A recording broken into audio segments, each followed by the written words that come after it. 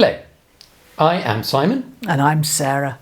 We're really grateful to be able to introduce ourselves to you today and tell you a bit about our lives in Gulu, northern Uganda.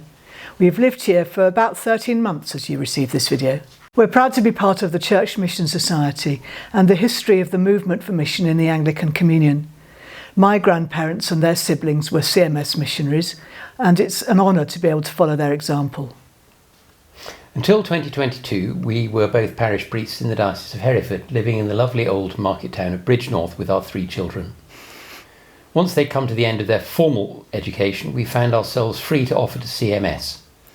And the role of Principal of Archbishop Janani Lawum Theological College was one to which I felt called. Simon was kind enough to accept this calling and follow up possibilities of discipleship and development in the Diocese of Northern Uganda.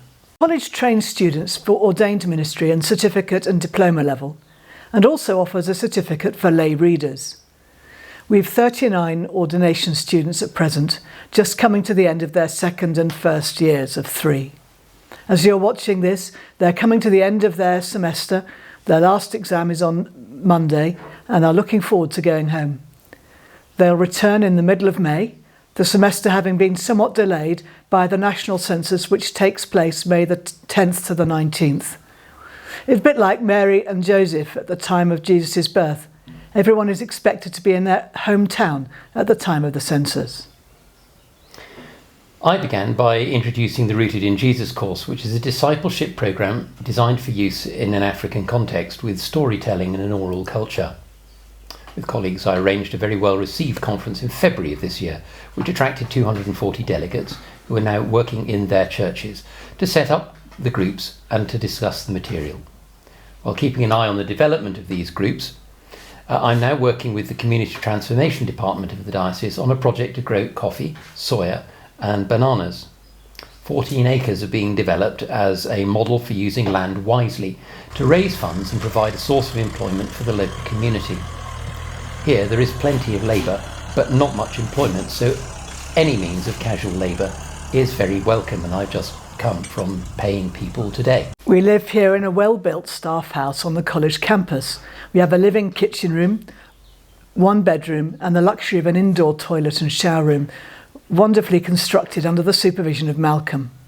We also inherited his cat, which has kittens at regular intervals, and some hens, most of which have recently died of Newcastle disease.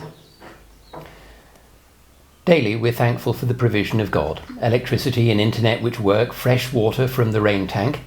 The main supply has failed at present as we're at the end of the dry season. Basic food and vegetables which we can grow on a small plot of land adjacent to the house. The students are always keen to observe our gardening efforts and to show us how to grow things in the local way. It's hard for the students to raise the money for fees which they have to pay to study for ordination. Consequently, the college often struggles to make ends meet. I'm so glad that God has so far provided enough for the staff salaries at the end of each month, and more abundantly for the building developments which we need in order to register with the Council for Higher Education. This registration process has dominated my attention for the last year, and I sincerely hope that we will accomplish what's necessary very soon. Please pray for us, that we are wise in our relationships with colleagues both at the diocese and in the college. Please pray for the rollout of the Rooted in Jesus programme across the diocese, that it is an ongoing and sustainable benefit. Please pray that the farming project promotes good relationships between diocese and community as we seek to model good practice and demonstrate possibilities. And please pray for the college that we're able to register with the National Council for Higher Education very soon.